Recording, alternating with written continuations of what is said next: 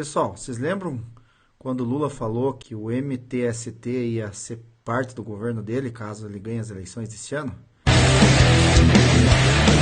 No dia seguinte, após as declarações do Bolsonaro, né, que ele deu pancada em todo mundo, aí, principalmente aí, alguns ministros do STF, devido à decisão lá de cassação do Francisquini, que eu vou comentar mais pra frente, teve aí a invasão de um shopping, do Shopping Guatemi em São Paulo, aí, um shopping de classe média alta, não é um shopping assim, digamos, só de magnatas, média alta que frequenta, né?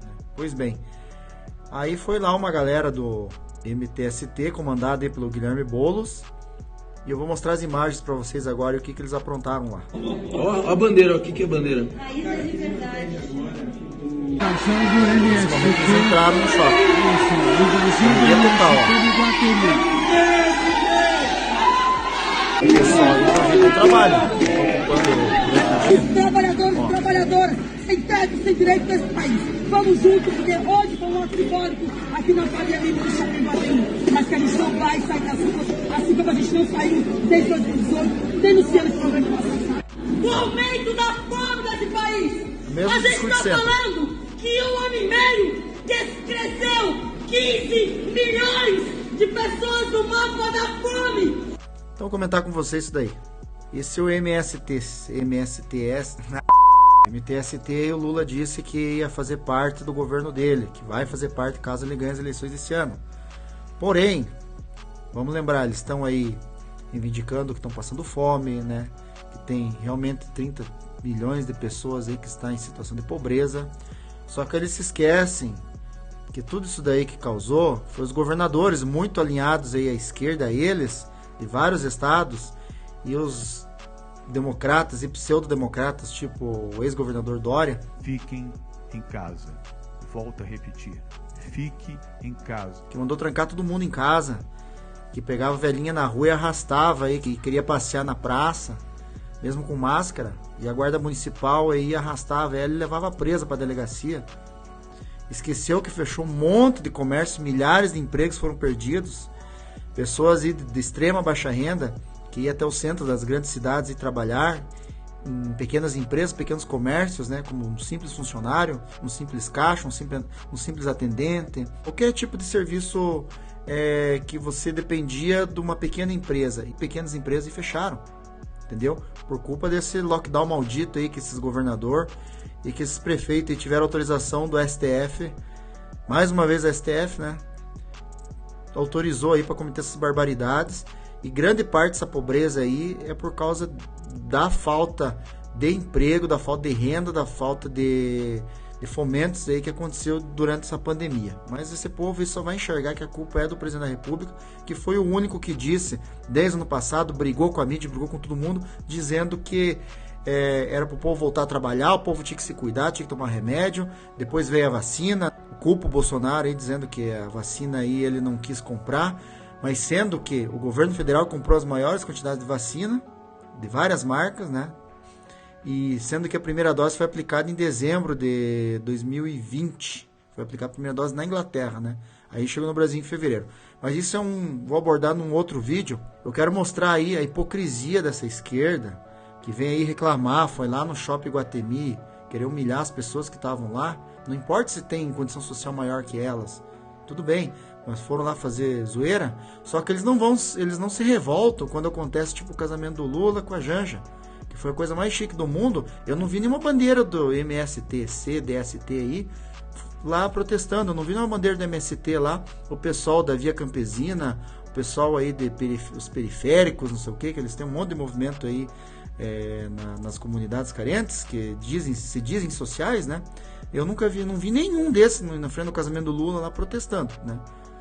Tirando o sossego dele, porque ele quer tirar o sossego dos outros políticos que são contra ele, mas da turma dele, não.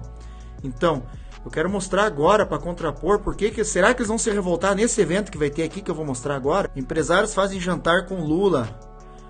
Convites variam de 3 mil a 20 mil reais. Bem rapidinho, olha aqui o Lula e o picolé de chuchu aqui, ó. Que agora, ó, o pessoal do PT, meus amigos do PT, vão ter que engolir, votar no Lula e votar no picolé de chuchu aí, que ele tentou fazer um malabarismo dizendo que não apoiou o impeachment da Dilma. Isso é um assunto para outro vídeo. Mas aqui, ó, a campanha de Lula passou a mostrar recentemente uma aproximação maior com o setor empresarial. Olha aí, o Lula que se diz pai dos pobres, que só conversaria com um pobre. Até o momento, os compromissos do ex-presidente foram com movimentos sociais e com políticos. Empresários, advogados e outros profissionais autônomos estão organizando um jantar com o ex-presidente Luiz Inácio Lula da Silva e seu vice, o ex-governador Geraldo Alckmin, PSB, para o final deste mês. O objetivo do encontro é arrecadar recursos para a campanha da chapa ao Planalto. E os ingressos para participar custam entre 3 mil e 20 mil reais. Cerca de 100 pessoas são esperadas. Dessas 100 pessoas, eu duvido que sejam pessoas aí dos movimentos sociais, dos assentamentos. Duvido que esse povo foi convidado. Os líderes aí. Até o próprio líder do MST, eu duvido que foi convidado. Eu duvido que líder de Via Campesina, de vários movimentos aí, da CUT... Não, da CUT até pode ser, né? Porque eles são um pouquinho mais assim, mais pomposo, né? Mas desses movimentos mais humildes, MTSDC e não sei o que, duvido que essa gente foi convidado para esse evento do Lula. Eu duvido nesse jantar aí. Mas olha aí, vou frisar bem, ó. Empresários fazem jantar com Lula. Convites variam de 3 mil a 20 mil reais. Juntar dinheiro pro partido, é para juntar aí dinheiro pra campanha. Entendeu? Mas sendo que o PT, junto com a União Brasil, antigo PSL, antigo DEM, que fizeram a fusão, são os dois partidos que vão ter a maior quantia de fundo eleitoral. É estranho saber isso, que eles estão arrecadando dinheiro. Sendo que o PT e a União Brasil aí serão os dois partidos que vão ter a maior fatia do fundo eleitoral. Entendeu? Vão estar com dinheiro a rodo para fazer campanha para os candidatos deles, mas precisam fazer reuniões aí com os capitalistas, né? Vão fazer reuniões aí, jantares com os capitalistas que eles tanto condenam, né? E cobrar 20 mil reais para curtir simplesmente mais uma palestra do senhor candidato e do senhor Lula, a sua ilustre presença. Eu acho que ele quer reviver aqueles tempos antigos lá, que ele ganhava muito dinheiro com as palestras, né? As palestras mais caras do mundo, né? Então é uma hipocrisia você ver aí, ó, esse MTSDC aí, fazendo esse tipo de movimento. Nem tem o que falar, é muita palhaçada. E eles não é nem pela porta da frente de um evento desse que o Lula, de um jantar chique desse. Porque o Lula pode dizer, eu represento esse povo, mas ele não vai deixar esse povo entrar lá participar das discussões. Vamos entender bem, a gente passou por uma crise terrível. Se não tivesse essa crise, provavelmente o Brasil economicamente estaria bem, mas até que gerou bastante emprego aí. Teve aí uma reportagem da Globo recente que mostrou que mesmo a contragosto a mídia teve que divulgar que o Brasil gerou 397 mil empregos formais. O mercado de trabalho melhorou e terminou o mês de abril com quase 200 mil vagas a mais com carteira assinada. Estamos tentando aos pouquinhos aí sair dessa crise, não é fácil. Olha aí, passamos a pandemia terrível no mundo inteiro, tá uma desgraça aí, tudo caro as coisas, gasolina, tudo. Eu converso com gente que mora nos Estados Unidos. A gasolina, o galão lá tá 6, 7 dólares. Então não tá fácil. Quero comentar aí um outro assunto muito interessante, já que estamos falando de hipocrisias e distúrbios sociais que podem ocorrer no nosso país. E eu vou concordar aí com esse cidadão agora. Eu nunca concordei com ele em nada, porque eu acho ele um arrogante, eu acho ele um louco, ele é um doidaço, né? Ele é o coronel lá do Ceará, o Ciro. Mas dessa vez eu vou ter que concordar com ele. Eu vou mostrar esse vídeo pra vocês que ele participou do Flow Podcast, né? Polêmico Flow Podcast lá, dos amigos do Kim Kataguiri. Essa fala dele aí foi muito interessante, sabe? Pacificação do país. Você acha que se o Lula for eleito, o país vai amanhecer mais ou menos pacificado? Vai amanhecer em guerra. Em guerra, a mesma coisa. Sim, evidente. No mínimo. Você acha que o Lula tem condição de oferecer uma agenda de enfrentamento da corrupção, que é um problema gravíssimo no Brasil? Ele tem alguma condição? Ele não tem condição nem de falar no assunto. Isso é a minha tarefa, reunir os brasileiros que querem construir um caminho novo para o país. O que eu ofereço? Eu ofereço uma vida limpa. Menos, pode me olhar, observar que nenhum processo na vida. Nenhum. Mentira. O que é quase raro. Nenhum. Nem para ser absurdo. Você é fanfarrão, né, Ciro? Mentira, né? Que você não tem processo. Não. Você tem um monte de processo. Um monte de problema lá no Ceará. Não tenho tudo aqui para enumerar, né? Mas você também tem um monte de processo aí de calúnia, difamação. Quantas brigas você se meteu aí com outros políticos, né? São inúmeras confusões que você tem. Dizer que você não tem nenhum processo é mentira. Político que não tem processo, isso daí é fake news. Todo político tem processo, até o mais honesto. Até um prefeito lá que errou alguma assinatura, alguma coisa, numa prefeitura lá, foi mal orientado pelo jurídico dele, pela contabilidade dele, responde processo. O que você falou é certo. Do jeito que está acontecendo as coisas aí, uma ruptura já existe, né? Falando em ruptura aí, eu vou mostrar o trecho e todo mundo já viu. Só que eu vou mostrar o que fazendo um link desse assunto do Ciro Gomes. O presidente Bolsonaro, após a cassação novamente do deputado Francisquini, fala aí do Edson Fachin, o ministro que fez campanha para Dilma em 2014, foi indicado por ela, e o que ele considera que ele cometeu esses dias aí, que passou por cima da autoridade do presidente da República. Então, esse tipo de coisas que está dando muito a preocupar aí, que estão prevendo conflitos. Eu acredito que foi a fala dele mais forte contra uma outra instituição e tudo que está acontecendo, né? O ministro que solta o Lula é o mesmo que está à frente do Tribunal Superior Eleitoral, dando as cartas como dono da verdade. O que ele fez essa semana que passou? A política externa é minha e do ministro França, do Itamaraty. Ele convida em torno de 70 embaixadores e eles vão lá para dentro do TSE e ele, de forma indireta, ataca a presidência da República como homem que não respeita a Constituição, que não respeita o processo eleitoral, que pensa em dar um golpe e conclui de forma indireta. Acabou as eleições e imediatamente seu chefe de Estado deve reconhecer o ganhador das eleições para que não haja qualquer questionamento junto à Justiça. O que é isso, senão um arbítrio? Um estupro à democracia brasileira? Para mim é muito mais fácil eu estar do outro lado. Muito mais fácil, Antônio de Paula, Carla Zambelli. Muito mais fácil. Família toda perseguida, até a esposa processada. Canalhas. Nossa. Processar a minha esposa. Vem pra cima de mim, se são homens.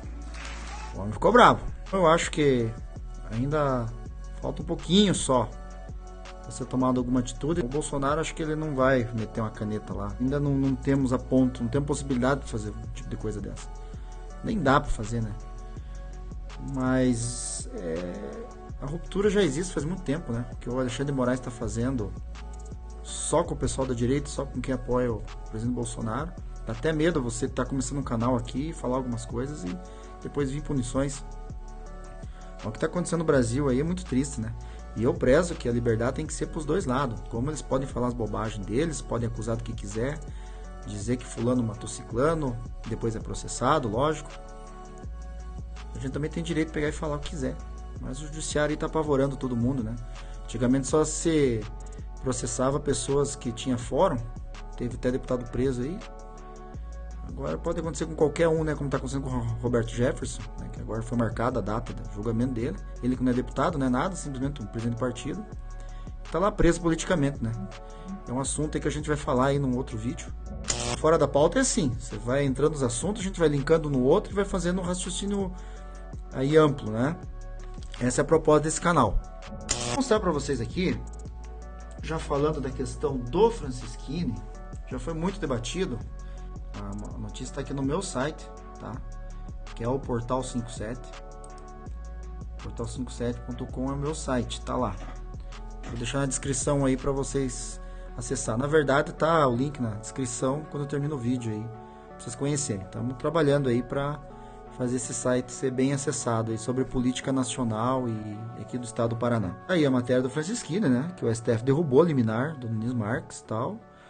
E a cassação dele foi confirmada, né? Não deu nem tempo do Francisquini pegar e esquentar a bunda da cadeira lá no gabinete dele, né? O Moro, que simplesmente vai ter que votar com o rabo entre as pernas e ser candidato aqui no Paraná de novo. Onde ele fez carreira, onde ele se formou advogado, começou a ser magistrado em Maringá, veio para o Justiça Federal aqui em Curitiba. Tem a Lava Jato, não precisa falar como é que foi, né? Aí ele saiu da magistratura, foi pro governo, todo mundo sabe o que deu, né? E você sabe que traíra sofre, né? A pessoa quando é traíra, paga. Ele traiu o Álvaro Dias, ele estava no Podemos, foi pro União Brasil, virou cachorrinho do União Brasil lá em São Paulo, colocaram o Bivar aí para ser pré-candidato a presidente, não teve espaço para ele, e ele estava tentando pleitear desde então uma candidatura para o Senado ou para deputado federal por São Paulo, porque lá tem o maior colégio eleitoral do país. Porém, não contava com o Chapolin Colorado, né? Os vermelhinhos, os advogados vermelhinhos do PT, os Chapulins Colorado, impetraram lá uma ação onde o Moro não conseguiu comprovar seu vínculo domiciliar em São Paulo, né? A única coisa que ele apresentou foi comprovantes aí de hospedagens, pagamentos de diárias em um hotel onde ele estava lá praticamente isolado em São Paulo, onde ele só recebia aí os seus políticos aí que acabaram botando ele no meio do mato, né? Como a gente diz no interior. Ou seja, ficou sem pai nem mãe. A decisão do TSE de São Paulo aí negou que ele possa ser candidato por aquele estado e agora está voltando aqui para o Paraná. Mas o que aconteceu? Aqui no Paraná, ele quer ser candidato a senador. Na da tarde estão falando aqui, os blogs políticos, principalmente o blog do meu amigo Fernando Tupan, que eu vou mostrar na tela aqui para vocês. Aqui do blog do meu amigo jornalista Fernando Tupan, o maior jornalista político da atualidade aqui do estado do Paraná. Tá aí o Moro. O Moro pode ser deputado federal do Paraná. De manhã cedo já tinham falado que ele seria senador. Olha aqui, vou ler o comecinho da matéria só. Com a decisão do Tribunal Regional Eleitoral de São Paulo de evitar a candidatura do ex-juiz Sérgio Moro, no estado existe a possibilidade de disputar uma das 30 cadeiras da Câmara Federal, apesar do desejo de ser o Senado Federal, mas há uma pedra no meio do caminho. O presidente Jair Bolsonaro aceitar a indicação, o que é improvável, pois deseja eleger o maior número possível de senadores da eleição de 2 de outubro alinhados com seus ideais, de centro-direita. De manhã cedo já tinham falado que ele seria senador. Olha aqui, vou ler o comecinho da matéria só. Com a decisão do Tribunal Regional Eleitoral de São Paulo de evitar a candidatura do ex-juiz Sérgio Moro, no estado existe a possibilidade de disputar uma das 30 cadeiras da Câmara Federal, apesar do desejo de ser o Senado Federal, mas há uma pedra no meio do caminho. O presidente Jair Bolsonaro aceitar a indicação, o que é improvável, pois deseja eleger o maior número possível de senadores da eleição de 2 de outubro alinhados com seus ideais, de centro-direita. Então, aqui na matéria diz o quê? Que o Bolsonaro, no estado do Paraná, ele prefere apoiar ou o Paulo Martins ou o Guto Silva. É um cara bom, ex-apresentador de TV, conservador, cara de boas ideias, só que ele tá meio afastadão do povo. Você só vê produção do Paulo Martins aí com bastante memes, um dos deputados assim, mais atuantes nas redes sociais. O Guto Silva já é um cara municipalista, ele já foi chefe da Casa Civil do Ratinho Júnior, conhece um monte de prefeito, tá andando por aí e também tá tentando fortalecer sua candidatura. Aí tem da deputada Aline Slaughter lá dos Campos Gerais, ela é de Castro, Carambeí, Castro, aquela região de Ponta Grossa. A Aline menos aparece, na verdade eu acho que ela só colocou o nome aí para vender o passe mais caro. Eu não acho que ela vai ter cacife de ser candidata a senadora. Porém, seria uma terceira via entre esses 3 nomes aí para o Bolsonaro apoiar no Paraná como candidato ao Senado junto na chapa do Ratinho Júnior. O seu Álvaro abrir mão, ele vai ter que ser candidato a governador, rompendo aí com vários cargos que o Podemos tem no governo do Paraná, brigando com o Ratinho. Então, veja aí. E para azedar o chope aí do Moro, essa questão do Senado, né? Já que o Álvaro duvido que vai sair de repente de uma candidatura ao Senado aí, que eu não digo confortável, porque ele tem candidatos fortes, mas digamos mais viável dele se eleger, e vai se botar governador. Aí vai ser uma briga de titã. Daí, quem sabe, só assim se o Álvaro abandonar a ideia de reeleição e ser candidato a governador, o Moro tem espaço. Porém, olha o entrave aí pro Moro para ele ser candidato ao Senado do Paraná. Olha o que a mulher do Moro aprontou aí, que vai dar um entrave pior pro Moro tentar ser candidato ao Senado. Rosângela diz que Álvaro Dias não largaria o osso, ou seja, que o Álvaro Dias não largaria a sua reeleição ao Senado.